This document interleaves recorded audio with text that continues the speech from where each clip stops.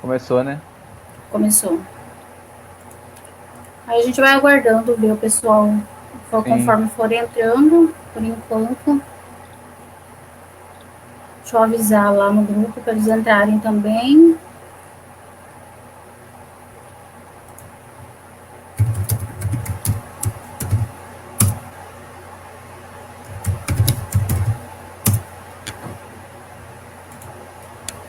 Vamos lá, vamos aguardar o pessoal entrar para a gente poder começar.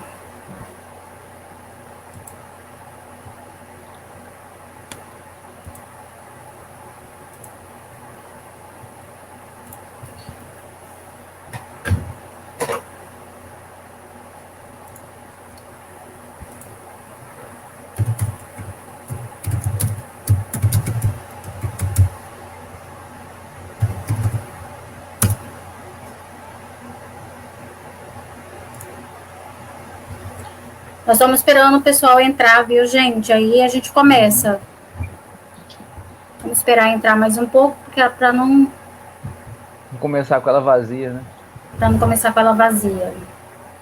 No, no seu mostra quantas pessoas entraram? Aqui não aparece. Por enquanto, 8. O seu Ah, não tá aparece? massa. É. Não. Vamos esperando entrar.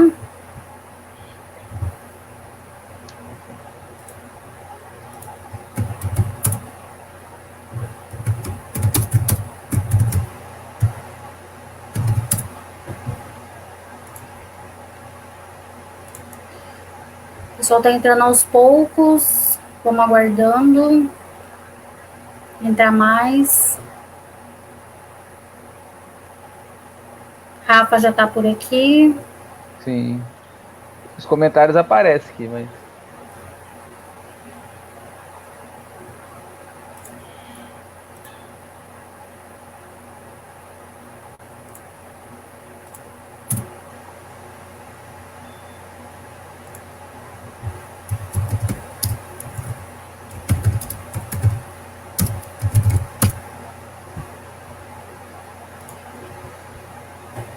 Vamos ver se mais alguns entram. Aí a gente esperar pelo menos chegar uns. Tem 12 já. O que você acha? Sim. Vamos esperar mais um pouco ou vou começar? Aqui tá subindo rápido. É, acho que pode esperar dar 3 minutos e meio ali e começa. Mais um minutinho só. Beleza. Aí a gente começa. Uhum. De qualquer forma, vai ficar gravado lá, né? Vai ficar Então, gravado. é, isso. Então a Tá gente dando pra ouvir tranquilo? Tá dando pra ouvir alguém bem? Todo mundo que tá tá nos ouvindo bem? logado? É, Vocês estão conseguindo nos ouvir bem, gente? Rafa que tá por aí. Ok, nada. tá Beleza. sim. Então a gente vai começar, porque aí vai ficar gravado na nossa página. Aqueles que não puderem assistir a live agora, ela vai ficar. Ela vai ficar na página gravada, tá? Boa tarde, né? Eu sou a Elaine, né? Sou a professora Elaine e sou coordenadora do grupo, né? GPED Mais História, tá? Essa é a nossa primeira live, né? Espero que dê tudo certo. É a nossa primeira live e eu quero agradecer por vocês estarem aqui, né? Nessa nossa primeira live, né? E outras com certeza virão. Depois, agora que eu aprendi o caminho das pedras, com certeza outras vão vir, com certeza. Pode aguardar que já tem mais uma aí já para acontecer mais para frente. Então, a nossa live de hoje, ela vai tratar sobre uma temática que nos é bastante cara ainda, né? É uma temática que ainda, mesmo depois de mais de 132 anos, a gente ainda discute ela com muito afinco ainda, né? E essa temática vai ser sobre a escravidão, tá? Que a gente já começou na segunda-feira a falar sobre escravidão, e aí a gente vai dar continuidade aqui sobre a escravidão através, né, de duas abordagens que o Felipe vai fazer, né? Que é sobre a questão fílmica, né? Sobre um filme, que depois ele vai falar qual é, e também na literatura, tá? E aí a gente vai... para quem não conhece, eu vou apresentar o Felipe, né? É o professor, mestre Felipe Bignatti. Ele, ele já possui graduação, né, mestrado pela UFMT, tá? Ele é doutorando também, né, pela UFMT, e ele atua principalmente nas seguintes temáticas, tá? Que é o cinema, a linguagem, né? A questão do racismo, né? E também sobre a questão da história contemporânea. Então, galera, né, eu vou passar para o Felipe, que essa live é com ele, eu estou aqui, né? Agora eu vou passar para ele, e aí para você depois perguntem ao final, vocês podem ir mandando as perguntas, que aí a gente vai anotando, que aí ao final elas serão respondidas, né, as questões, vocês podem ir anotando aí o que for pertinente, para no final, quem quiser deixar para o final para perguntar também, quem quiser ir mandando, a gente vai anotando, tá? E é isso. Espero que vocês aproveitem, né? Que essa aula com certeza foi feita com muito cuidado, porque não é só uma live, isso aqui é uma aula, tá? Já que a gente não pode ter essa proximidade da sala de aula, é uma forma da gente estar presente aí para vocês verem o quanto nos preocupa, o nosso grupo se preocupa em estar passando para vocês conhecimento científico de verdade, tá? Então, se divirtam, né? Que é se divertir mesmo, tá? Porque, além do divertimento, a gente também aprender nos deixa bastante conscientes. Você, Felipe? Boa tarde, todo mundo.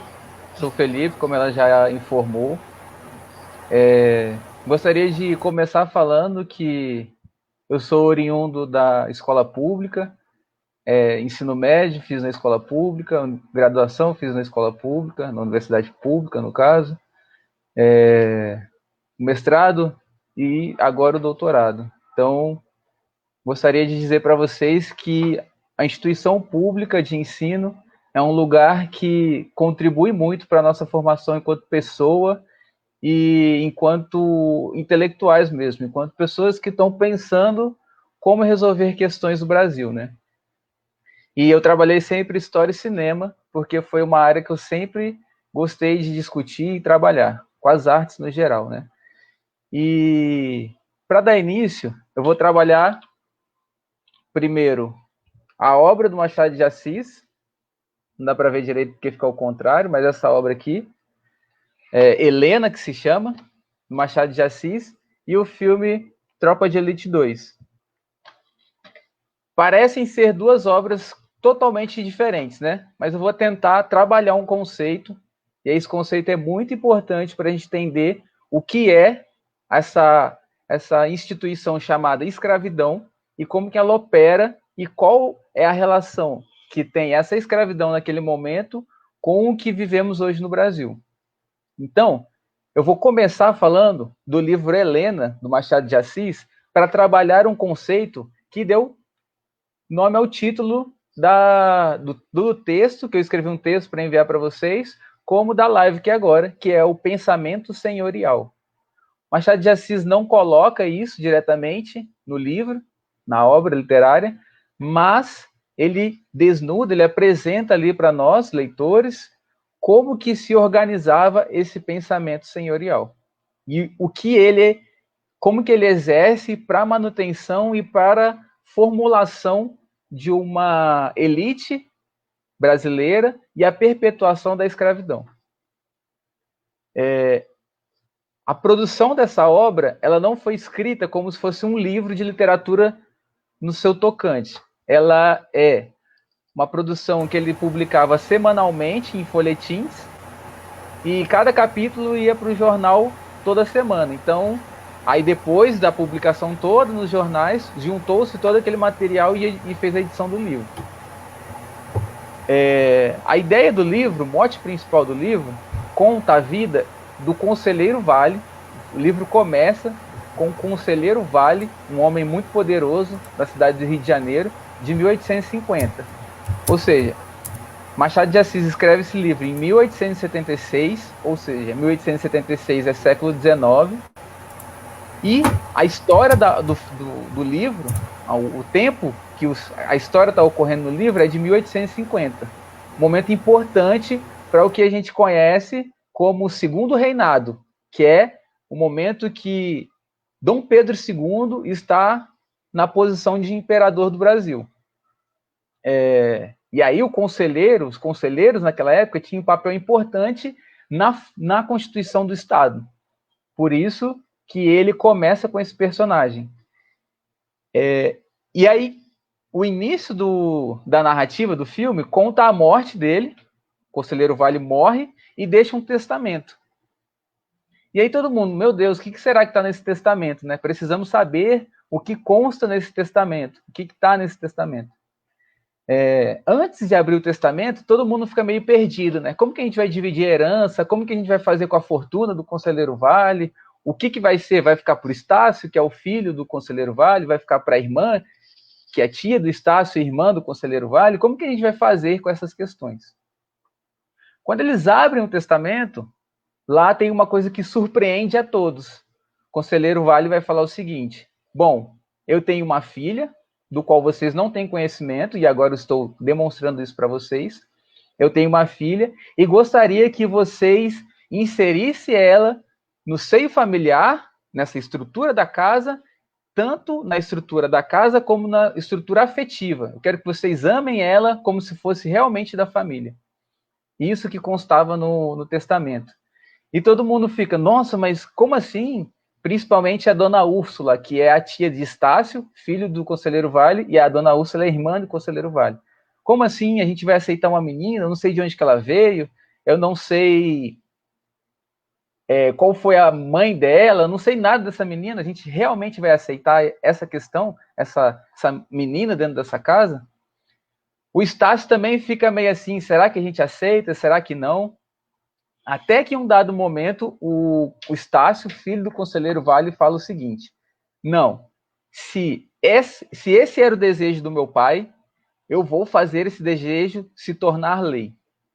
Bom, o que o Machado de Assis estava querendo dizer nesse momento? O que ele estava querendo articular quando traz a ideia de um testamento, e esse testamento marca uma organização da sociedade naquela casa, no caso, marca aquela relação dentro daquela instituição. Tem um autor que se chama Sidney Chalub, ele vai escrever um livro chamado Machado de Assis, Historiador.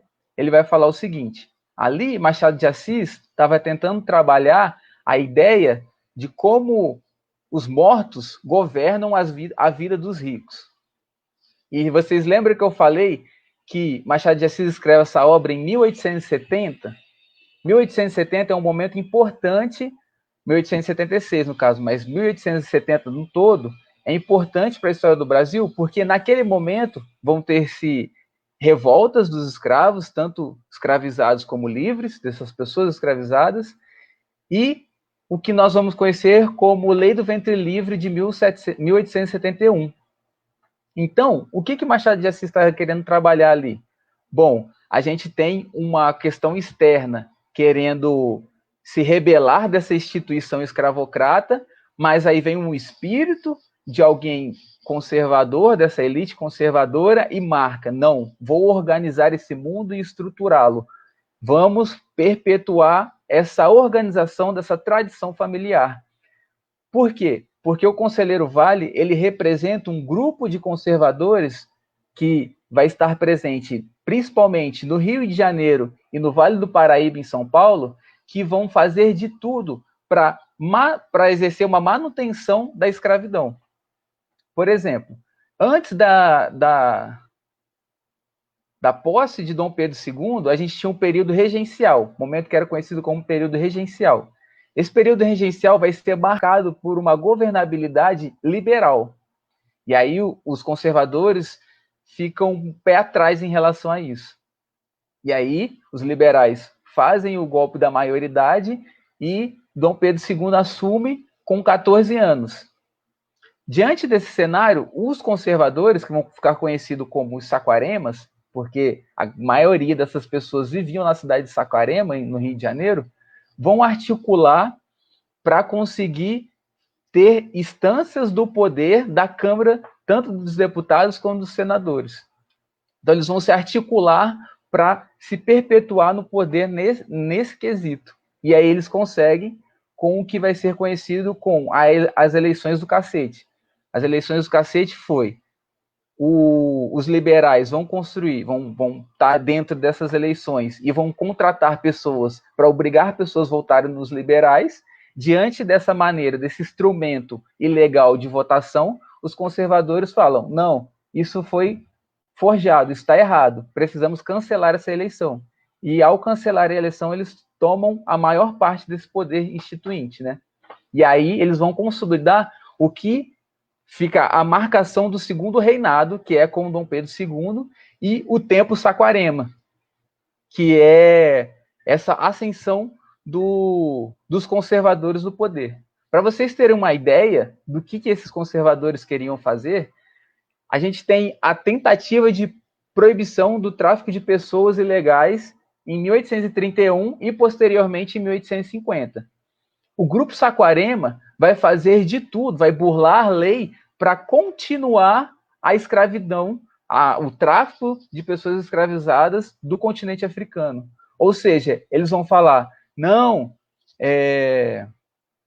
esse negócio de acabar com a escravidão não é uma boa ideia. Precisamos, pelo contrário, reforçar a instituição da escravidão. E aí é um grupo extremamente conservador. E aí, em 1850, a proibição do tráfico se torna algo forte, marcado, aí eles falam, bom, já que a gente não vai conseguir traficar pessoas, vamos começar a reproduzir pessoas dentro do Brasil. E aí eles começam a produzir estupros sistemáticos de mulheres negras para reproduzirem mais escravos para trabalhar para eles nas lavouras de café. Ou trazer pessoas do Nordeste à força, rompendo com o laço familiar dessas pessoas que estavam no Nordeste, trazendo para o Sul e Sudeste do Brasil. Ou seja, um grupo conservador que vai fazer de tudo para a manutenção desse regime que é conhecido como o regime escravocrata, no caso. E aí, por isso que a gente fala que o Machado de Assis estava interpretando o pensamento senhorial. Por quê? Porque o pensamento senhorial é essa classe conservadora que tenta perpetuar a escravidão no Brasil, ela se vê como um espírito governando os vivos. Esses mortos lá de antigamente governando a vida dos vivos, retomando esse conservadorismo, retomando essa prática de perpetuação da escravidão. Então, quando o Machado de Assis constrói esse personagem, o Conselheiro Vale, que é um dos conselheiros que participa desse grupo de Saquarema para a instauração do grupo conservador, Conselheiro Vale, e o filho dele, Estácio, que, por mais que seja filho, ele reproduz como um espírito que é governado pelos mortos, ou seja, por mais que seja filho, não é mais o Conselheiro Vale, mas quem dita as regras ainda é o morto. É o morto que diz como que deve ser organizada essa sociedade. E se ela é desestruturada como a família, ele vem e marca a organização naquela sociedade. Então, Machado de Assis percebe que esse grupo conservador está começando a ser questionado em 1871 e escreve uma obra em 1850 para mostrar como que esse grupo se fortificou, como que esse grupo se fortaleceu. Não é à toa que o doutor Camargo, que é um médico da família, faz de tudo para casar a sua filha Eugênia com o Estácio. E é assim que se rearticulava os saquaremas. Eles faziam de tudo para criar laços familiares entre eles e ter uma maior ascensão no poder. Então eles casavam compulsoriamente suas filhas e seus filhos para uma hegemonia do poder. E aí tem a sua marcação consolidada em 1847, que vai ser conhecido como a criação do presidente de Conselho de Ministros, que é um presidente que dita as regras de todos os ministérios. E aí a gente tem que pensar que, mesmo sendo um imperador, o imperador não tem força total, individual. Ele tem que responder muitas coisas ditas pela Câmara. Então, quem tem o poder da Câmara e dos ministérios também tem força política. E é por essa veia que os saquaremas vão trabalhar. instaurando o grupo mais conservador no Brasil. E aí eles fazem de tudo para continuar o tráfico negreiro, eles fazem de tudo para não instaurar a lei do ventre livre, e eles fazem de tudo para não abolir a escravidão. Não é à toa que, quando tem a abolição da escravidão em 1888, um ano depois tem a proclamação da República, que é em 1889. Por quê? Porque se a instituição da escravidão não está mais presente, esse grupo tenta dar... E aí, o Império estava muito mais progressista do que a República, esse grupo dá um golpe novamente e instaura a República. Tanto é que a República, se a gente tivesse uma aula sobre República, a gente vai ver que a República ela é muito mais conservadora que os anos finais do Império.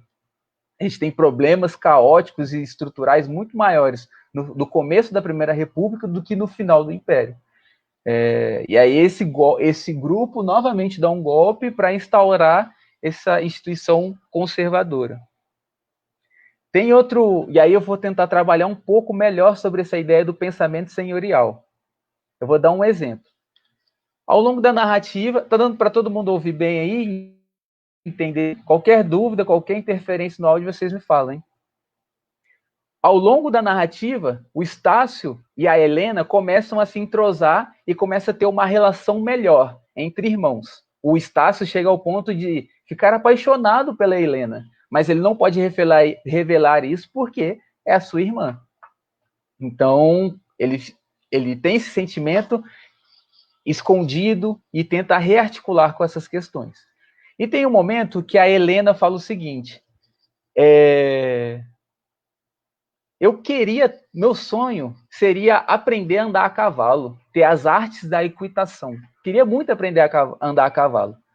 Aí o Estácio fala: ué, não seja por isso, eu posso ensinar você a andar a cavalo amanhã mesmo.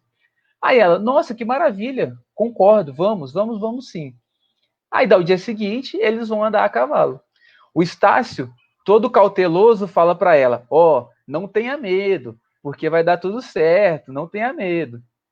Aí, a Helena fala assim: medo? O medo é um preconceito nos nervos, e um preconceito desfaz-se, basta simples reflexão. Eu vou mandar aqui. Vou mandar aqui no chat. Eu não sei se aparece para vocês, mas vou mandar aqui. Mas eu vou mandar, vai estar no texto, tudo isso que eu estou falando. O que a Helena quis dizer? Não é um preconceito desfaz-se, basta simples reflexão. O Machado de Assis teve uma sacada muito interessante. Se a Helena chegasse para o Estácio e falasse assim: o Estácio, posso andar a cavalo? O Estácio ia falar: não, você não tem a autorização para isso. O que ela faz? Ela sabe que o Estácio tem um ar de superioridade, que ele se coloca como superior em tudo. O que ela faz? Uma sacada brilhante que ela faz. Ela fala assim: bom, eu vou falar para ele que eu quero aprender, logo, se ele é alguém que se acha superior, ele vai querer me ensinar. Só que mal sabe ele que eu já sei andar a cavalo. E aí ela responde desse jeito: Estácio, ela quase fala assim: Estácio, pelo amor de Deus, é que você não consegue ver nada para além do seu mundo e não percebe que eu já sei andar a cavalo. Por que essa interpretação faz sentido? Porque mais à frente, o Estácio vai falar o seguinte: o Estácio vai ver um negro sentado no capim, dando uma laranja, alimentando uma mula com uma laranja. Aí ele vai olhar e vai falar assim: meu Deus, coitado desse negro que não tem acesso à riqueza. Eu, que sou um bem dotado, estou nas classes mais altas da sociedade, tenho a possibilidade de ter uma independência absoluta. E ele, que é escravizado, tem uma dependência moral, ou seja, ele é dependente de mim. E é essa chave que vai se construir uma ideia do pensamento senhorial. O que é o pensamento senhorial em linhas gerais?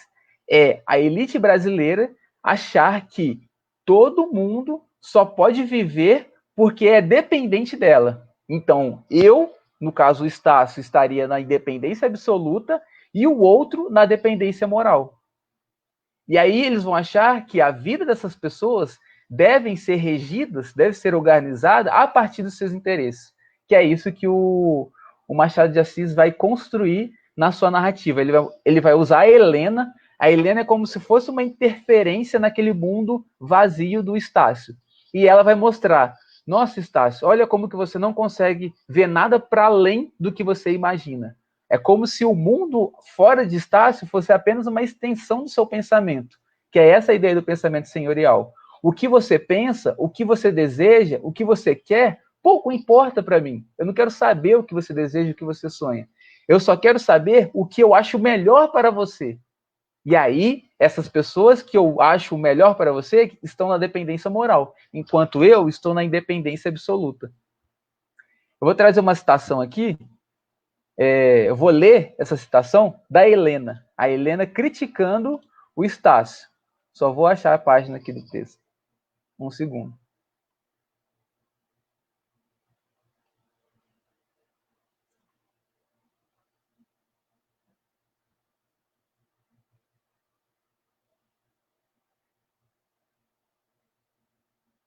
Ó, olha o que a Helena vai falar. O Estácio vai comentar isso que eu acabei de dizer, que ele está na independência absoluta e o escravo está na dependência moral. Ela vai falar assim: tem razão, disse Helena. Aquele homem gastará muito mais tempo do que nós em caminhar. Mas não é isto uma simples questão de ponto de vista? A rigor, o tempo corre do mesmo modo, quer desperdicemos, quer economizemos. O essencial não é fazer muita coisa no menor prazo, é fazer muita coisa aprazível e útil. Para aquele preto, o mais aprazível é, talvez, esse mesmo caminhar a pé, que lhe alonga a jornada e lhe fará esquecer o cativeiro, se é cativo. É uma hora de pura liberdade. Ou seja, o que a Helena fala? Vamos tentar organizar a ideia aqui. O Estácio olha para o negro e fala: nossa, ele vai gastar muito mais tempo para chegar ao mesmo ponto que nós, e por isso ele está na dependência absoluta, porque ele depende de mim, depende de outro para conseguir se locomover. Aí a Helena vai falar assim: Estácio, será que você está certo ao pensar assim? Talvez ele não queira chegar no outro ponto da forma mais rápida como nós imaginamos. Talvez ele quer realmente andar devagar, porque é andando devagar que ele consegue usar o tempo de forma aprazível e não produtivista, como Estácio, de ter que produzir tudo ao mesmo tempo, mas ele quer usar o tempo como uma forma de prazer para a vida dele e, com isso, esquecer os traumas do cativeiro. A Helena vem para o Estácio, se apresenta para o Estácio como uma interferência nessa lógica de pensamento senhorial dele, de que ninguém pode pensar algo diferente dele. Se alguém pensa algo diferente dele, está errado. Se está errado, ou ele não sabe pensar direito, ou ele não faz nada direito. E, nesse momento, só tem duas opções para os negros: ou ser subserviente, baixar a cabeça e falar sim, senhor, ou se rebelar. E a mais pequena rebeldia é considerado um rebelde, ele precisa ser extirpado e violentado no ato. É isso? A ideia do pensamento senhorial é isso. Se ele não concorda comigo na sua plenitude, ele precisa ser exterminado. Não é à toa, vamos tentar não trazer qualquer interpretação que não seja confiável sobre esse momento, que é Zumbi dos Palmares, mas a lógica é: por que Zumbi dos Palmares incomodou e incomoda tanto? Porque ele é um personagem negro que não abaixou a cabeça e falou sim, senhor. Ou o João Cândido, com a busca para o fim da perpetuação dos castigos no tronco na Marinha do Brasil. João Cândido vai falar: não está certo os marinheiros continuar sendo chicoteados dessa maneira.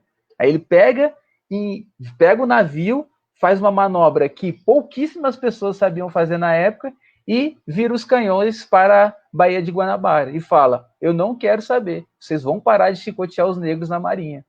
Ou seja, esses negros que não abaixam a cabeça para o pensamento senhorial são radicalmente extirpados.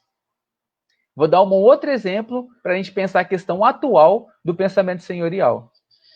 Com o Covid-19, uma família do Rio de Janeiro, no texto que eu produzi para vocês, tem um link dessa matéria no final do texto, veio da Itália, numa viagem da Itália, e testou positivo para o Covid-19.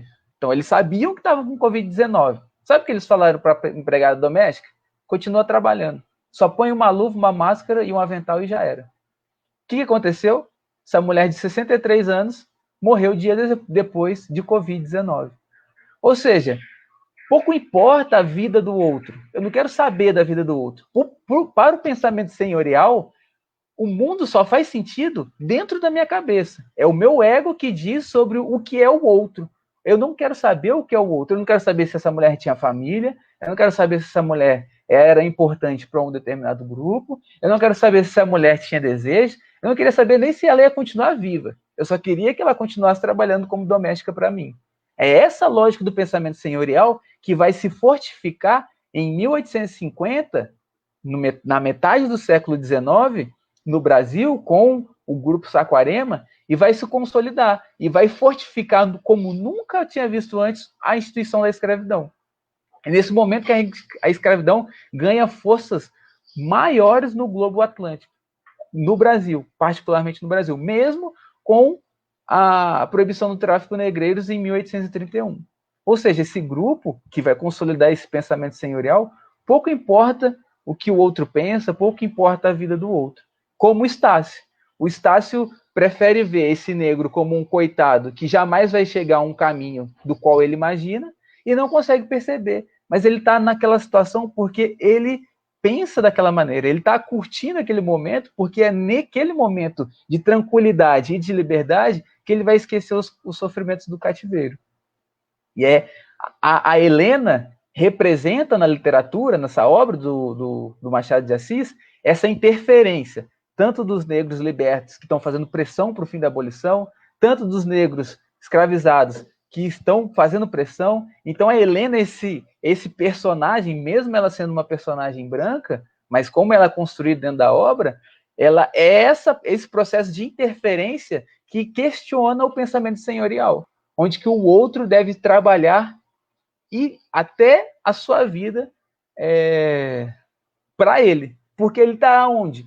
Essa empregada doméstica de 63 anos que morreu há pouco tempo no Rio de Janeiro, ela estava, na lógica senhorial, estava na dependência moral. Ela dependia desses sujeitos que estão na independência absoluta.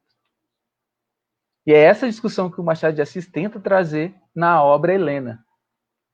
E aí, para não ficar muito longo, eu vou pular, acho que o texto vai estar discutido melhor essas questões, vocês podem ler o texto para que eu coloco mais detalhe, o que foi o período de Saquarema, eu dou mais detalhes no texto. Aqui eu estou falando de forma mais geral, para não ficar uma live muito longa e não ficar ruim para vocês compreenderem a discussão. Eu vou tentar, eu já fiz, né, um link com a Covid-19 para a gente pensar esse pensamento senhorial, mas agora eu vou tentar fazer esse link a partir desse filme aqui, Tropa de Elite 2, O Inimigo Agora é Outro.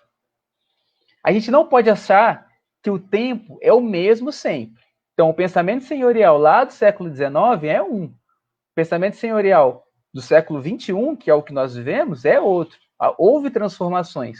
Como eu disse, a Primeira República e a Segunda República vão ter organizações políticas totalmente diferentes do segundo reinado do Dom Pedro II, por exemplo. A gente vai ter imigrações europeias, a gente vai ter o racismo científico, que eu poderia até discutir isso, na Constituição de 32, com Getúlio Vargas, vai estar na lei. As crianças negras são inferiores biologicamente do que as pessoas brancas. Ensinar isso na escola, está lá na Constituição de 32.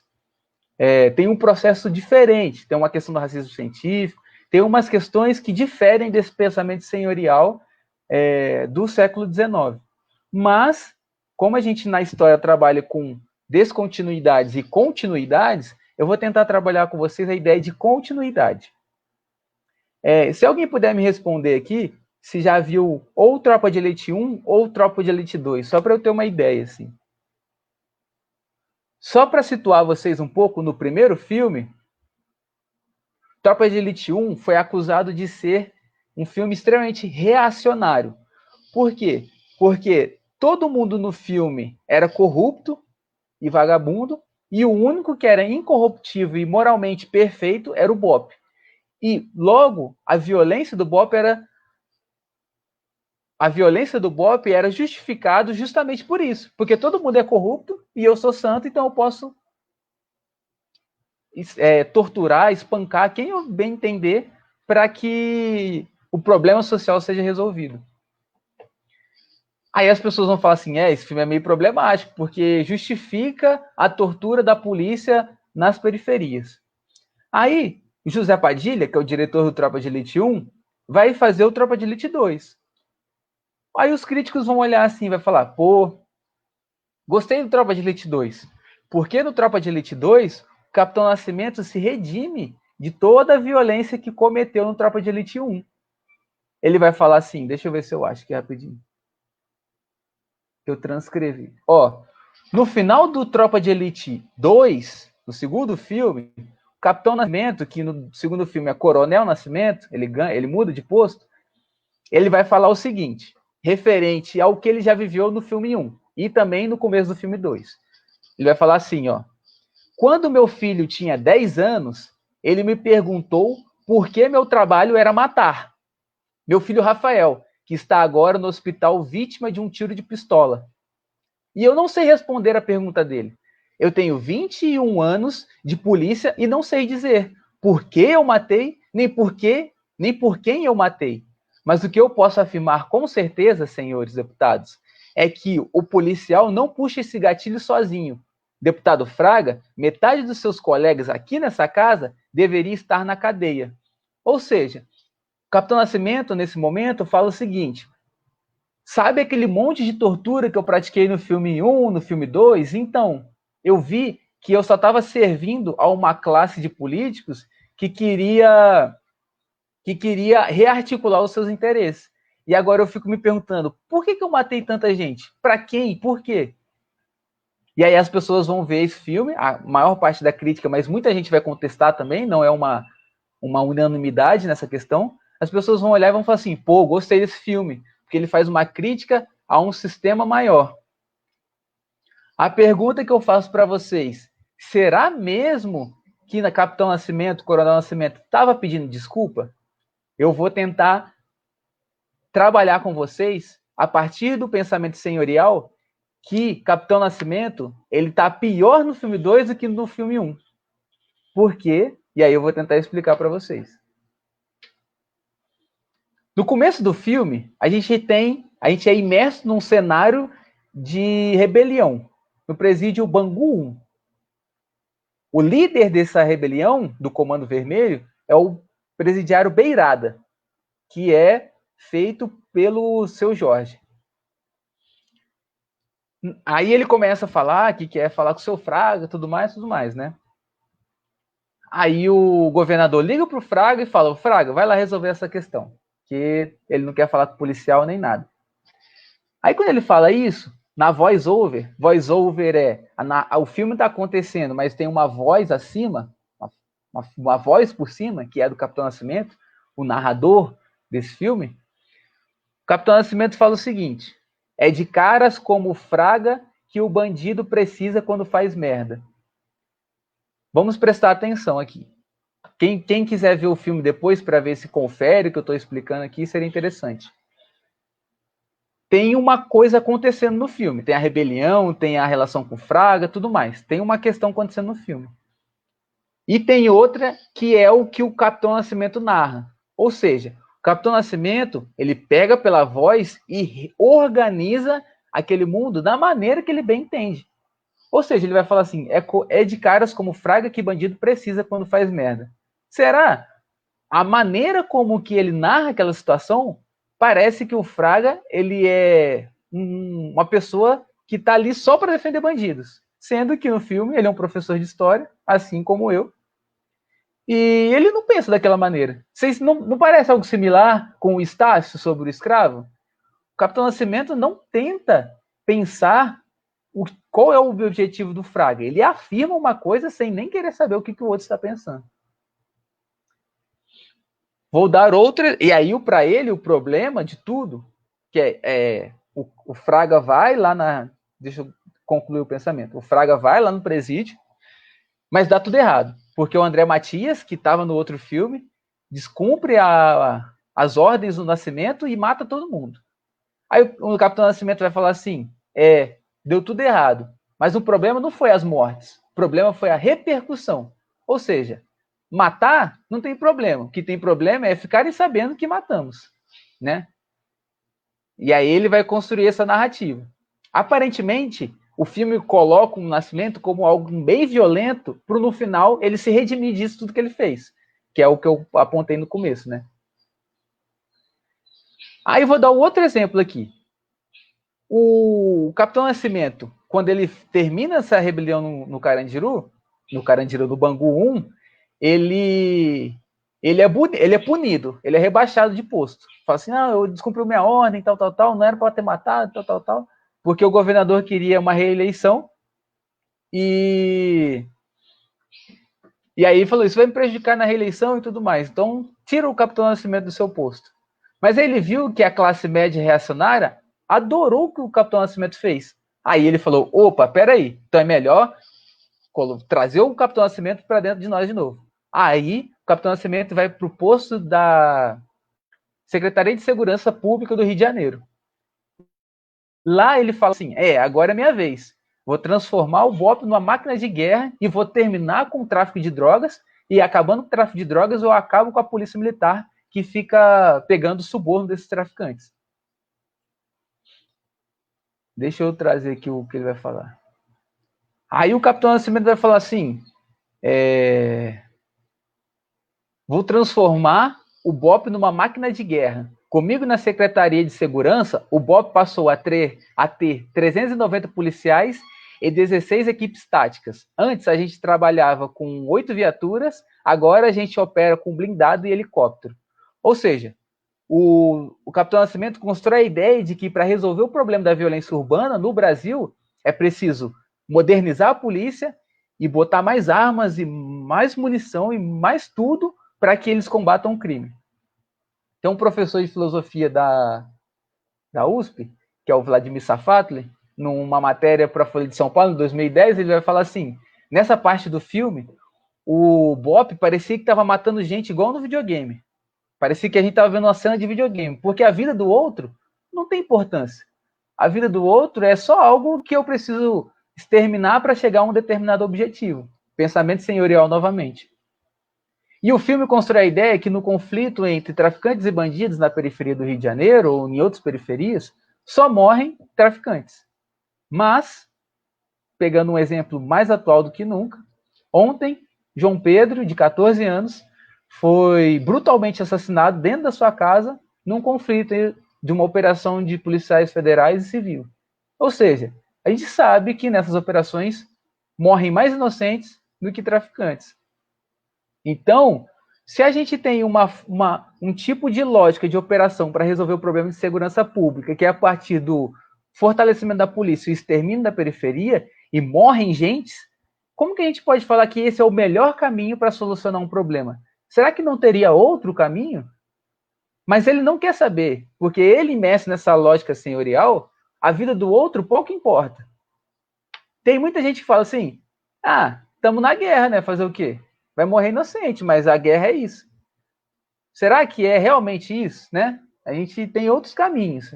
E aí, se alguém quiser ter mais interesse sobre essa discussão, tem muito livro para indicar para pensar outros caminhos. Eu vou apontar um pequeno outro caminho para essa questão. Para não ser o extermínio massivo de pessoas para resolver esse problema. E aí o Capitão Nascimento acaba com o tráfico de drogas e o tráfico de drogas fica sem dinheiro para pagar o suborno da Polícia Militar. A Polícia Militar vai lá e mata os traficantes e tudo mais. Só que aí a Polícia Militar tem uma ideia. Fala assim, para que eu vou pegar suborno de traficante se eu posso pegar o dinheiro direto dos moradores? Aí tem a criação das milícias. Aí os policiais militares começam a entrar nos morros para adquirir, para oferir esse suborno dos próprios moradores, sem o intermediário, que é o traficante. Aí o Capitão Nascimento vai falar o seguinte, o Coronel Nascimento vai falar o seguinte, nossa, eu achei que eu estava usando o sistema para acabar com a corrupção, mas eu fiz o contrário. Eu usei o sistema para fortalecer a corrupção.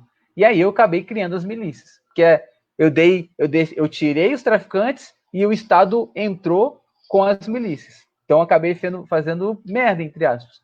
Só que vocês percebem que a preocupação dele não é com essas vidas que foram perdidas? A preocupação dele é: o meu projeto de entrar e matar todo mundo não está errado. O que está errado é a corrupção dessa polícia militar.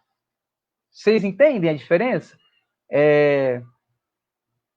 Ele não fala, poxa, eu matei um monte de gente e não deu certo. Não, ele fala assim, pô, matei um monte de gente. O problema foi que o Estado é corrupto. Se não fosse corrupto o Estado, estaria certo matar um monte de gente. Várias pessoas, no caso. E aí, diante disso, o Capitão Nascimento toma conhecimento que, ao invés de estar combatendo o crime, ele estava fortalecendo as milícias. Aí, chega no momento final, para a gente encerrar a ideia aqui um pouco. E aí, se vocês quiserem comentar alguma coisa. Aí, ele chega nesse momento final do que eu apontei aqui. Que o Capitão Nascimento vai falar: meu Deus, matei um monte de gente e, doce ilusão, eu estava fortalecendo as milícias. Eu estava fortalecendo esse grupo. Para quem eu matei? Por que eu matei? Né? Ele vai concluir isso. Aí a gente fala, pô, gostei da crítica. Mas será que ele é um bom samaritano assim mesmo? Será que ele está se redimindo em prol do coletivo? Eu vou tentar trazer isso aqui para vocês. Deixa eu ver aqui. Eu até coloquei no texto assim. Eu simulei uma pergunta de vocês. Tudo bem, Nascimento é assim ao longo do filme. No caso, genocida ali. Mas, no final, ele assume o erro e percebe que matou tantas pessoas apenas para servir aos interesses de um determinado grupo. Então, o filme constrói, tem essa prática de genocídio, esse genocídio não serve para nada, só serve para fortalecer pequenos grupos. Mas aí eu vou tentar trazer uma questão para vocês.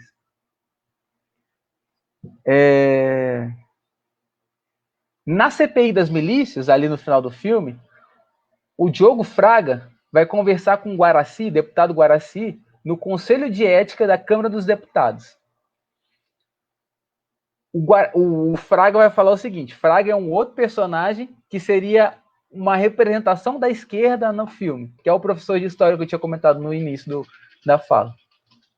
O Fraga vai falar o seguinte: eu não vejo essa eleição do deputado Guaraci como legítima, porque ele foi eleito com dinheiro da milícia. Ele não tem o direito de estar nesse posto. Beleza, também concordo. Não acho certo alguém se eleger com dinheiro da milícia. Mas aí o filme constrói essa ideia aqui.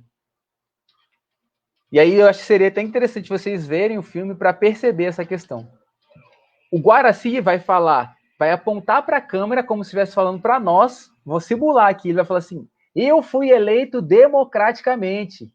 Eu fui eleito democraticamente e tenho o direito de ser o presidente desse Conselho de Ética. Ou seja, ele impõe a democracia com a força. Ele fala que tem a democracia pela força. Ele fala que é democrático, mas a atitude dele é de total autoritarismo. Ele fala que tem o direito. Além de ter uma cruz para dar um símbolo religioso nesse tradicionalismo desse grupo, que para a impressão que se dá, o filme constrói essa ideia, e aí vocês tentam ver o filme depois, ver se não faz sentido o que eu estou falando. O filme constrói a ideia que a democracia brasileira ela é um ninho de corruptos e um ninho de milicianos. E para que a sociedade funcione, para que o projeto do Capitão Nascimento dê certo, é necessário acabar com essa democracia. E aí o filme mostra um lugar extremamente simbólico, que é a Câmara. A Câmara é o contrafreio do Executivo. Sem a Câmara dos deputados ou dos senadores, a democracia é destruída por inteiro. E no filme constrói a ideia que para que o projeto político do Capitão Nascimento dê certo, é necessário acabar com a Câmara dos Deputados. Porque esse lugar só é um ninho de corruptos, um ninho de tradicionais fanáticos religiosos. Será mesmo que a democracia brasileira é só isso? Será que não tem uma outra maneira de solucionar esse problema? O único fim da democracia é destruí-la por inteiro? Eu vou ler uma parte do final do texto que eu escrevi, e aí vocês vão ver isso depois. Eu vou ler aqui a ideia. Ó, como vimos ao longo das aulas, vocês já tiveram aula sobre escravidão, para resolver o problema público no Brasil, seria necessário acabar com o racismo estrutural, pois é ele que dá as bases para a naturalização da corrupção. Michele Alexander, no livro A Nova Segregação, vou pegar o livro aqui para vocês verem.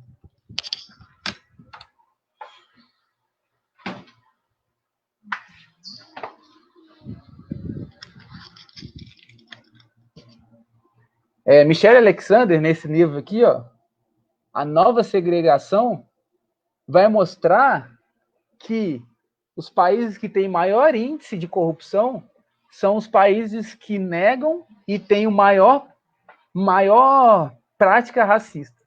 Ela vai falar assim, e tem uma lógica nisso. Você acha que um grupo que é extremamente racista, ele vai estar preocupado num projeto coletivo ou ele vai estar preocupado com um projeto somente do seu grupo, se ele é uma sociedade extremamente racista?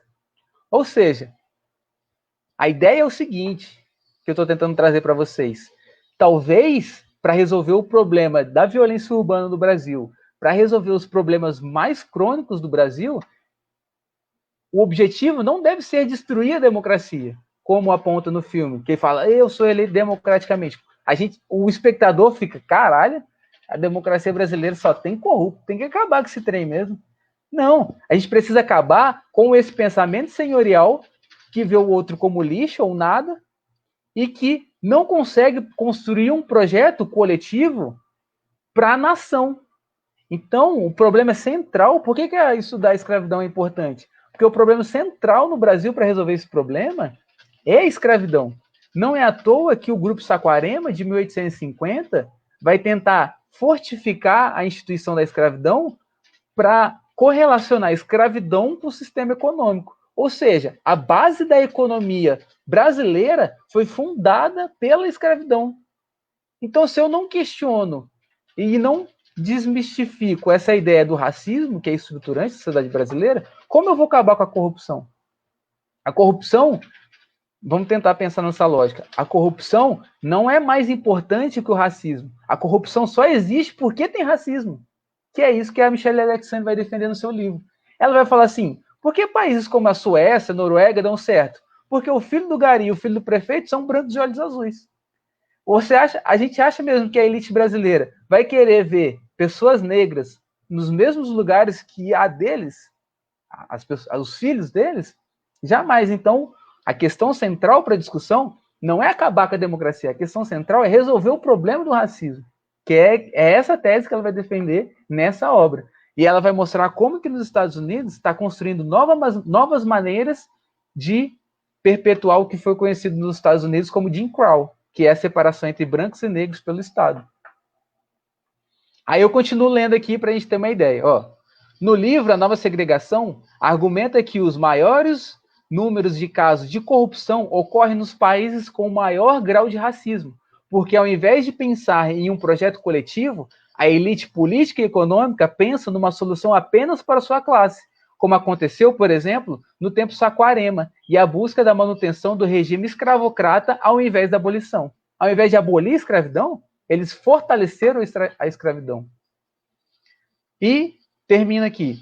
Apenas para concluir a minha reflexão, nos últimos minutos do filme, Nascimento fala o seguinte em voice-over. Lembra do voice-over que eu comentei? Essa narrativa que está fora da imagem, fora do que está acontecendo na imagem.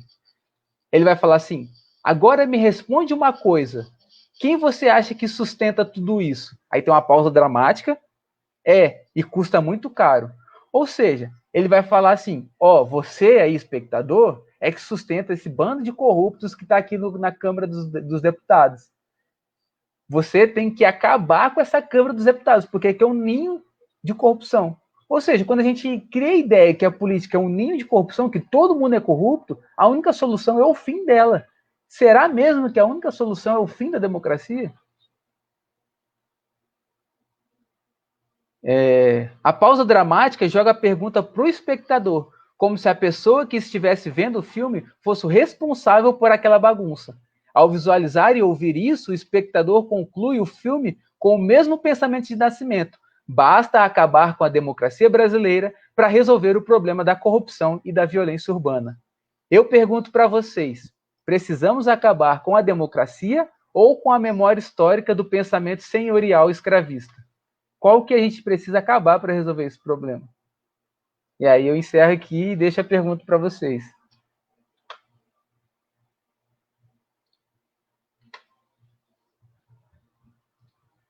Acabou. Pode ir. Acabou. Acho que já deu para trabalhar um pouco a ideia do pensamento senhorial, esse conceito de pensamento senhorial. Sim, hein, Felipe, você podia escrever a pergunta aí no chatzinho aí, para deixar no chat, né, para depois quem for buscar já então, saber qual que é a... Eu não sei porquê, mas eu não estou conseguindo. Para ir pensando. Eu não consigo colocar Você nada tá no chat aqui, só num chat privado só. Mas está no texto. O texto tá no que eu texto? escrevi termina com essa pergunta. Então, eu vou mandar disponibilizar o texto para todo mundo. Tá, então a gente vai abrir para perguntas, né? Se alguém quer, né, fazer alguma pergunta, fazer alguma explanação, sei lá. A gente vai abrir aí para alguém que queira perguntar. Vamos lá. Sim. Ai, o Wender tá falando que Tropa de Elite fez os bolsominions saírem da caverna. Sim, A outra vai escrever a carta de repúdio com gasolina. Tem outro livro do Machado de Assis que é muito bom para a gente pensar essa questão, que é o Memórias Póstumas de Brás Cubas. No texto eu faço uns links entre Helena e Brás Cubas. Porque o Brás Cubas, ele é um morto, ele escreve o livro morto, ele é um morto escritor, sim, e ele paira o espírito dele para a manutenção desse pensamento senhorial. Então, se no Helena, o morto é só no começo do filme com o Conselheiro Vale, filme não, no livro, no Memórias Póstumas de Brás Cubas, o morto que organiza essa sociedade escravocrata tá perpassando o livro todo. O livro inteiro é escrito por um morto, que é o Brás Cubas. E ele mostra ali o pensamento senhorial na sua maior densidade, na sua maior amplitude. Ele vai falar assim, teve uma época que eu queria comer um doce de goiaba, eu não lembro o doce específico que é, mas eu queria comer um doce. Aí a escrava falou que não. Eu fui lá e quebrei uma colher de pau na cabeça dela. Ou ele fala que pegava um negrinho que tinha na casa dele e brincava de cavalinho com ele ajoelhado no chão. E se ele reclamasse, eu batia nele. Ou seja, lá no Memórias Póstumas de Brás Cubas, o Machado de Assis mostra como que funciona esse pensamento senhorial. Eu quis trazer o Helena. Por que eu trouxe o Helena e não o Memórias Póstumas de Brás Cubas? Porque eu quis mostrar como que ele está articulando esse pensamento junto com 1850, que é ali onde tem a formação desse tempo Saquarema, esse grupo de conservadores que vai fazer a manutenção do regime escravocrata no Brasil. E vai burlar o tráfico negreiro, né? A proibição do tráfico negreiro. E aí eles fazem de tudo para a base econômica ser cada vez mais a partir da escravidão. Se alguém quiser fazer uma pergunta, alguma coisa. Tem uma pergunta, Felipe. O Johnny que mandou. Aqui eu vi, né? É isso. O que é que mantém o pensamento senhorial hoje, né? Olha, eu diria que o que mais mantém esse pensamento senhorial é a negação do racismo. A gente poderia trabalhar uma disciplina inteira aqui. Teóricos, autores, na literatura, em contos, em diversos lugares, poemas, que eles vão construir uma ideia que, no Brasil, a escravidão foi mais branda do que nos Estados Unidos. Mas engraçado que a abolição aqui a gente foi o último país a abolir a escravidão. Ou seja, será que a escravidão no Brasil foi tão branda que foi o último país a abolir a escravidão? Então, duas questões. A negação de que existe racismo no Brasil negarmos essa existência. E a segunda é a política que está muito enraizada na sociedade, de branqueamento. Então, parece que querer ser branco, ou tentar clarear-se nos costumes, na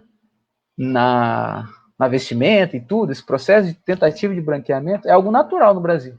Então, que está junto com essa negação do racismo. Então, acho que o que mantém mais o pensamento senhorial é a negação do racismo.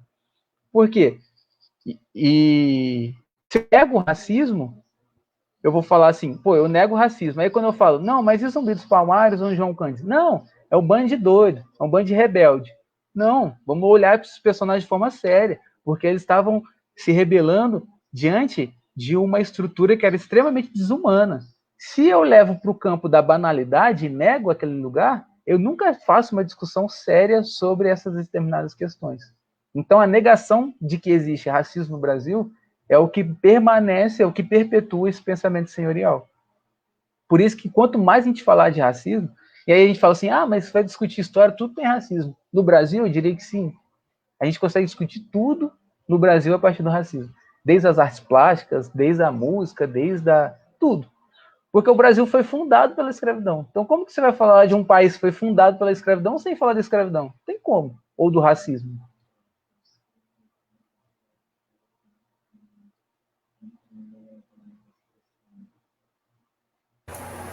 E aí, galera, vamos perguntar mais, vamos aproveitar o Felipe aí. Vamos aproveitar. Por exemplo, vou dar um outro exemplo aqui. Até hoje, muitas pessoas acham que Machado de Assis é branco. E Machado de Assis foi um personagem fundamental para que a lei do ventre livre fosse efetuada. Machado de Assis trabalhou como membro do Ministério da Fazenda e ele ia lá, catalogava, falou assim, não tinha certidão de nascimento na época. Então, como eu vou falar que essa pessoa nasceu antes ou depois de 1871? Machado de Assis fez todo esse trabalho árduo para que a lei fosse imposta. Então, Machado de Assis, além de ser um personagem negro na história da literatura brasileira, ele também era um personagem que atuou diretamente no combate à escravidão, na sua obra, na sua atitude como profissional e tudo. Então, a lei do ventre livre, se ela aconteceu de forma vigente no Brasil, como prática de lei, foi graças à participação de Machado de Assis nesse processo. E a gente nem sabe que Machado de Assis era negro, ou tem o Lima Barreto, Grande Otelo, tem vários artistas negros brasileiros, já no final do século XIX, começo do século XX, tem vários artistas brasileiros, a gente podia trabalhar diretores negros do Brasil, atores negros no Brasil, que a gente mal conhece. Então, por quê? Porque eu nego que isso é uma prática de um racismo estrutural. Falo que não existe. Deixa eu ver, tem mais coisa aqui. Tem mais duas perguntas aí, Felipe. Sim. O Mário Silva aqui, ó. Eu cheguei agora, Você sabe dizer o que pode ser feito para acabar com esse pensamento senhorial? Tem uma discussão, vou tentar ser breve, mas tem uma discussão de um historiador chamado Michel de Certeau, francês. E ele vai falar o seguinte: para a gente resolver traumas de uma sociedade ou de uma população, a gente precisa falar sobre esse acontecimento, porque a gente vai elaborar ou ressignificar esse acontecimento de uma outra maneira. Por exemplo, eu tenho um pensamento senhorial, e eu não falo da existência desse pensamento senhorial, eu acho que ele é o natural, o mundo é assim mesmo. Agora, quando eu falo sobre os pensamentos senhorial, eu olho e falo, poxa, tem um pensamento senhorial e eu posso criar outro, eu posso elaborar outro, eu posso ouvir o outro. Eu vou resolver o problema do ensino na escola pública, eu vou quem está na escola pública. Não vou falar o que deve ser feito na escola pública. Tem que perguntar aos professores que estão lá, tem que perguntar quem está na área da educação para resolver o problema da educação pública. O pensamento senhorial não tem a possibilidade de escuta. Aí se eu olho, tem um pensamento senhorial e vamos construir uma outra maneira de se relacionar com o mundo. Processo de escuta, e não só da fala. Só falar, escutar mais, né, nessa questão. Eu elaboro esse passado, eu elaboro esses traumas da escravidão, a trauma da negação do negro quanto sujeito, eu me nego e quero ser um outro que não eu mesmo. Esse processo de negação, esse processo do caso do pensamento senhorial, de achar que tudo é uma extensão do seu pensamento. Quando eu elaboro essas questões, eu resolvo os problemas. Por exemplo, como que a Alemanha resolveu o problema do nazismo na Alemanha? Falando sobre, discutindo, mostrando para as pessoas o que era, como funcionava. Isso que está acontecendo agora é semelhante ao que já aconteceu, vamos tomar cuidado, peraí. Falando sobre essas questões para a gente elaborar um outro futuro, uma outra possibilidade de sociedade. Não outro futuro, mas uma outra sociedade. Então, para resolver esse problema, é falar sobre ele e elaborar uma outra forma de conceber o mundo. Não sei se respondeu, mas...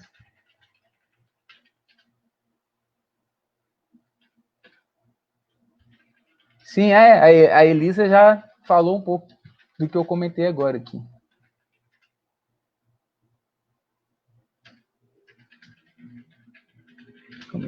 Quando isso acabar o processo será, como será essa situação? O Johnny Figueiredo coloca uma questão que não cabe muito ao historiador, porque é uma projeção quase de futuro. Então eu estou mais preocupado em entender o presente, e para entender o presente eu dialogo com o passado, e para entender o passado eu dialogo com o presente, e vice-versa. Falar sobre o futuro é sempre um caminho meio difícil para o historiador, porque a gente não é do nosso ofício isso. Mas aí você comenta, só para a gente ter uma ideia. Quando e se acabar o pensamento senhorial, como seria a simulação da situação do Brasil? Eu acredito que, acabando o pensamento senhorial, por exemplo, religiões de matriz africana não seriam um tabu social. Eu fui aceitar, ver como algo positivo, como algo bom, as religiões de matriz africanas, na universidade. Até então, para mim, era um campo obscuro, demoníaco, maligno, qualquer coisa do tipo. Ou, quando esse pensamento acabar, a gente vai reconhecer a contribuição dos negros em diáspora, aqui no Brasil, para a formação da música brasileira, para a formação do cinema brasileiro, que eles estão participando ativamente nesse processo de criação. O gênero cinematográfico brasileiro mais famoso mundialmente é o cinema novo, e os negros estão participando ativamente nesse processo, e são pouquíssimo lembrados da atuação deles. Então, o que seria esse Brasil que possivelmente acabaria com o pensamento senhorial? A gente ia ver a presença de outros saberes, não só um, da lógica do Senhor. A gente teria contato com outros tipos de saberes sem ser um tabu, sem ser uma coisa, nossa. E a gente ia ouvir mais os outros. A gente ia construir projetos políticos, pensando a educação pública, pensando a saúde pública. A gente ia ouvir mais os outros. A gente ia prestar mais atenção ao outro. Isso não acontece no Brasil. Você vai ser tratado num médico, o médico mais fala do que te escuta. E quando te escuta, não te entende. Então o que seria um Brasil sem esse pensamento senhorial? Seria o processo de escuta. É um projeto coletivo de criação de uma nação. Eu escuto o outro, participo junto com o outro e crio um projeto político de sociedade. Não falar, vocês têm que aceitar esse projeto político, e se não aceitar eu vou dar porrada. Isso é o pensamento senhorial na sua mais nua e crua face. O pensamento senhorial, sem ele, seria totalmente diferente. A gente ia escutar mais o outro. Não sei se deu para responder, mas é esse Brasil que eu imagino sem um pensamento senhorial. Um país onde a contribuição da população negra e indígena seria presente e escutada, né? Tanto é engraçado. Tem muita coisa que a gente discute na educação ou na psicologia que a gente fala, nossa, isso aqui é revolucionário. Quando você vai para a tribo indígena, eles já faziam isso. Assim, eles já pensavam essa forma de comunhão, de escuta do outro há muito mais tempo. Só que a gente não escuta eles. Eles têm um saber e a gente acha que é vagabundo, que não serve para nada. Então, o Brasil sem o pensamento senhorial seria um Brasil que pensaria mais, escutaria mais o outro, aprenderia mais com o outro. Verdade, também só mudei a visão quando ingressei na graduação. Então, sim, por isso que a instituição pública é um lugar tão maravilhoso que deve ser defendido sempre. Eu sempre, quando posso, defendo a instituição pública. Porque foi na instituição pública que eu tive o contato com o diferente. E no contato com o diferente, vocês lembram da... Oh, olha a sacada do Machado de Assis. Eu vou até abrir aqui de novo, porque eu acho a sacada dele genial, o comentário que ele faz para o Estácio. Medo? O medo é um preconceito dos nervos. E um preconceito disfarce, basta a simples reflexão. Ou seja, Machado de Assis está falando diretamente para o pensamento senhorial da sua época. Vocês acham que eu sou inferior por ser mulato? Por ser negro? O Machado de Assis. Para vocês mudarem isso, basta simples reflexão. Então, o Machado de Assis usa a Helena para desconfigurar esse mundo do pensamento senhorial. E é um livro muito instigante. Eu comecei a ler esse livro e não queria parar mais. O Machado de Assis escreve muito, mas muito bem. Ainda tem inveja. Exatamente, Luma. O pensamento senhorial nega a possibilidade de criar e pensar um mundo diferente. A contribuição, a gente tem muita contribuição de outras pessoas, mas o pensamento senhorial pensa totalmente diferente. Se a gente pensar o que foi para a população indígena durante a ditadura militar, a gente está falando de genocídios em massa, a gente está falando de práticas sádicas, de ver quem matava mais, de pegar escalpos de indígenas. Era uma prática genocida horrenda. Era o maior problema de terras no Brasil está diretamente ligado às terras devolutas, que é terra de grilagem, e a grilagem vem junto com o extermínio dessa população, criação de Brasília. Se a gente pudesse, tem como dar uma aula só como que Brasília foi construído. Brasília foi construído em sangue. Aquele lugar morreu muita gente para Brasília ser construída. Mataram muita gente. E depois que Brasília foi construída, esses nordestinos que foram com a promessa de ganhar uma terra foram exterminados. Falaram assim, ó, trabalha aí que vocês vão construir sua casa. Não ganharam nada. Vamos reivindicar pela nossa casa. Reivindicar? Vocês vão tomar paulada. E eles matavam os nordestinos que construíram Brasília à torta e à direita. Brasília tem a periferia uma das periferias mais violentas do Brasil, que é Paraisópolis. Não, eu não lembro o nome da periferia, eu posso procurar depois mandar para vocês de novo. Estou confundindo, Paraisópolis é São Paulo. Mas, uma questão importante. Como que para vocês verem como o pensamento senhorial é extremamente problemático. Comando Vermelho surge em resposta à violência da polícia nos presídios. PCC surge em resposta à violência da polícia nos presídios. Isso mostra que quanto mais violência a gente instaura sem um projeto político de integração dessas pessoas na sociedade, a gente gera mais violência. A gente não tem como negar que o crime organizado que existe hoje foi fruto da violência da polícia na periferia. E aí eles falam, vão ficar morrendo até quando? E aí eles se juntam. Só que o problema é que eles se juntam e eles não têm um projeto político. E aí cria um monstro incontrolável. Mas eu não quero nem defender ou falar que está certo nem nada. Eu só quero mostrar para vocês o que a gente criou agindo com violência e não com a reflexão. Então, mais violência não resolve. Felipe, tem acho que mais duas perguntas. Eu não sei se você leu a pergunta do Wender. Lá em cima, né? Aí tem a da Mirelle. Acho que depois dessas duas dá para encerrar, né? Acho que a gente encerra, porque vai ficar muito né? longa a live. Uhum. Isso, aí você responde a pergunta do Wender e da Mirelle e a gente encerra. Tá bom. Aí qualquer dúvida que alguém tiver, eu vou mandar o texto, vocês fazem a leitura do texto, fiz com muito carinho. Vocês fazem a leitura do texto, respondem a atividade que tem no final dela, do texto, e aí a gente pode conversar um pouco, se alguém quiser. Deixa eu ver aqui. No atual cenário, colocar no Brasil. Existe outra perspectiva.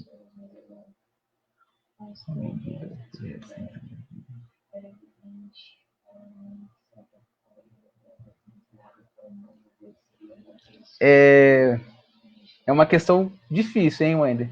Mas vamos por parte aqui, porque tem várias perguntas. Vamos colocar aqui. No atual cenário colocado no Brasil, onde o Biruliro não permitiu a criação da profissão do historiador, que foi muito triste mesmo, existe uma perspectiva de mudarmos essa situação? Eu vou ser bem... Eu estou meio triste com isso, porque a ANPU, que é a Associação Nacional dos Professores Universitários de História, escreveram uma nota de repúdio e no final da nota de repúdio eles falavam, mas a profissão de historiador vai continuar independente da aprovação ou não desse governo e vamos lá à luta.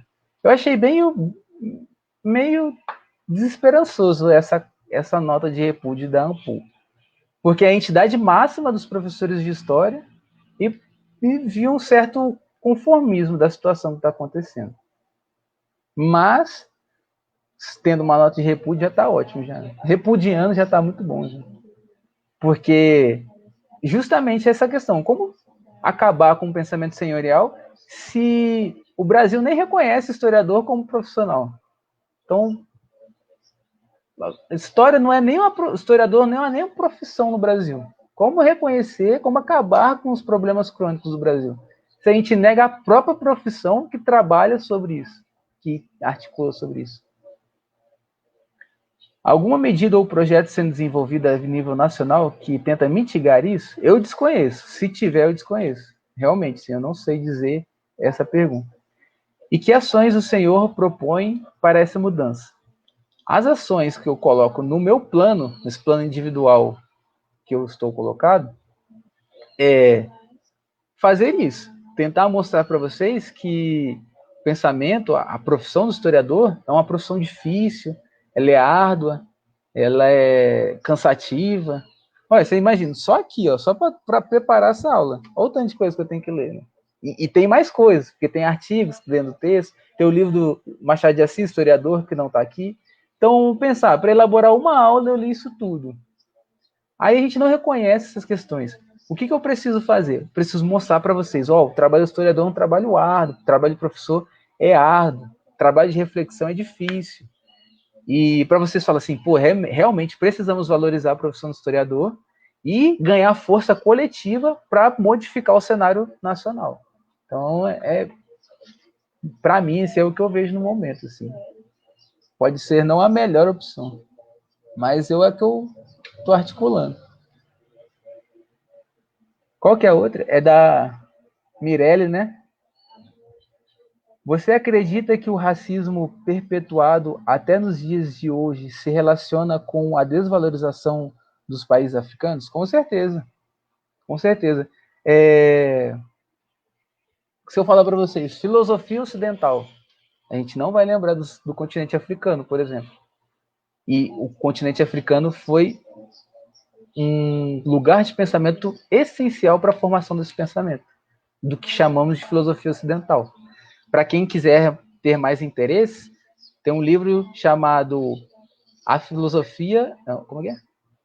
O Estudo da Filosofia e a Lei 10.639, do Renato Nogueira. É um livrinho pequenininho, tem PDF, um livro muito bom, que vai discutir justamente essa ideia da negação da contribuição do continente africano para a filosofia ocidental e como esse lugar é importante para a formação do que nós conhecemos hoje como conhecimento humano.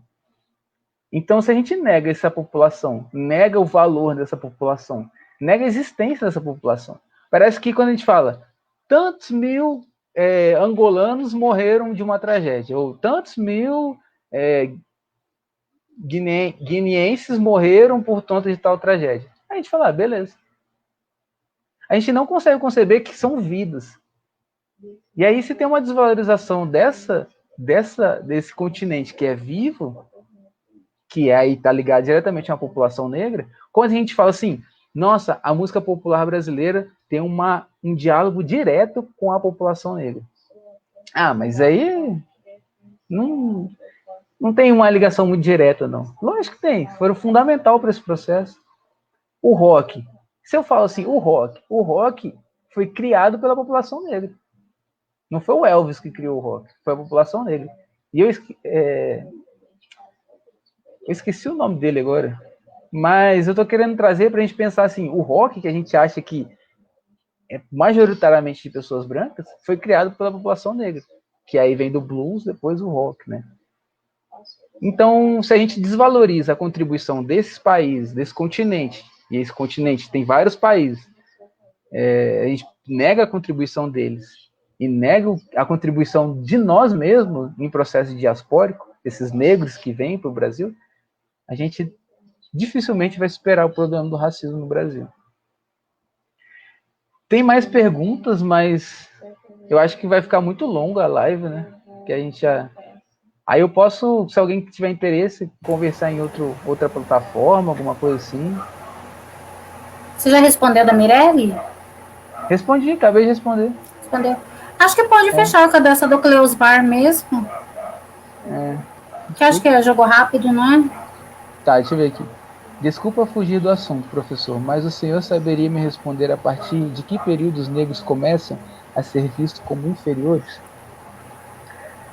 É difícil buscar esse mito da origem, porque há várias maneiras de conceber a inferioridade dos negros. A gente tem a maldição de Cã, que é uma marca muito presente na religião cristã. A religião cristã, e aí pensando o cristianismo, o catolicismo no caso, vai construir uma ideia de que tem uma maldição do filho de Caim, e essa maldição são os negros com a maldição de Cã. Então tem uma explicação religiosa. Mas aí isso diz de uma maneira de conceber essa inferioridade. Quando a gente tem em 1500, a gente tem uma outra maneira de conceber essa inferioridade, que aí vai ter a formação do pensamento moderno e vai começar a elaborar o que a gente conhece como dependência, o pensamento senhorial. A gente vai ter ali no século XVIII, mais ou menos, todo mundo já conhece a bolsa da Kipling, né? Kipling foi um genocida inglês e ele escreveu vários poemas, e tem um poema que ele escreve sobre como que é? Alguma coisa do homem branco, o fardo do homem branco. E aí ele vai falar assim, a missão do homem branco é civilizar as outras culturas não brancas. Então vai ter uma outra maneira de conceber essa inferioridade da população negra e não branca. A indígenas, tudo que não seja branco. Se a gente pega o século XX, vai ter outra maneira de conceber, com racismo científico. Então, o historiador não vai tentar mostrar qual foi a origem dessa inferioridade, mas mostrar as diferenças. No século XVI, teve uma maneira de conceber a inferioridade da população negra e não branca. No século XVIII, XIX, vai ter uma outra maneira. No século XX, vai ter uma outra maneira. Não é tudo a mesma coisa. Logo, uma dialoga... Lembra da continuidade e descontinuidade que eu falei? Sempre vai estar nessa batalha entre continuidade e descontinuidade. Mas nunca é a mesma coisa. Para o século XXI, é totalmente diferente. Quem quiser um livro, que eu vi a aula ali do Rafael, mas a aula dele também, vejam a aula dele, que ele vai discutir justamente essa questão também. Quem quiser um livro para entender essa dinâmica, se chama O Orientalismo. Orientalismo, do Eduardo Said. Posso mandar no grupo depois, o PDF. Quem quiser interesse de aprofundar nessa discussão, é um livro muito importante para o pensamento ocidental no geral. Ele é um árabe escrevendo como que a Europa, o Ocidente no geral, olha para o Oriente. E qual foram as maneiras e os instrumentos que eles fizeram para a formação do imperialismo, que é Inglaterra, França. Ele vai falar sobre a Inglaterra em específico, mas dá para a gente pensar a França também e tudo mais.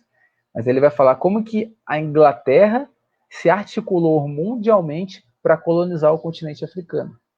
E aí não é à toa que ela vira uma grande potência, e aí tem toda a discussão desses grandes impérios que vai decorrer na Primeira e Segunda Guerra Mundial, que já é outro assunto.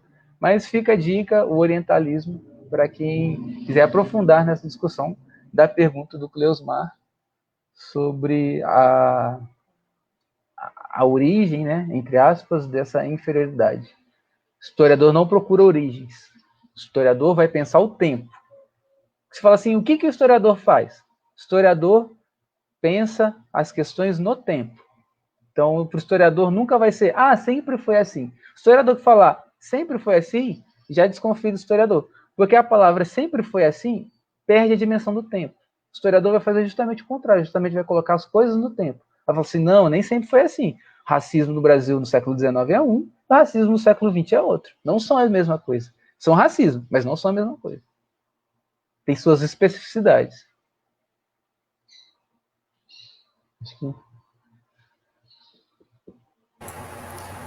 Então, galera, é isso. Senão já deu o quê? Quase 1h30, 1h25 já. A gente agradece vocês por terem participado dessa aula. E aí, o restante do material a gente envia no grupo lá, para que vocês possam, né, tá utilizando esse material não só para estudar, como para a vida. Tá? Agradecer ao Felipe. Por favor, responda a questão que eu coloquei no final do texto e leia o texto com carinho. Ficou longo? Ficou, mas vai valer a pena, eu acho. Com certeza. Então, galera, obrigado. Até a próxima. Aguarde as próximas instruções. Até a próxima. Obrigado pela atenção de todos. Muito obrigado mesmo. Vocês que me fazem estar aqui estudando. Obrigadão, hein? Valeu.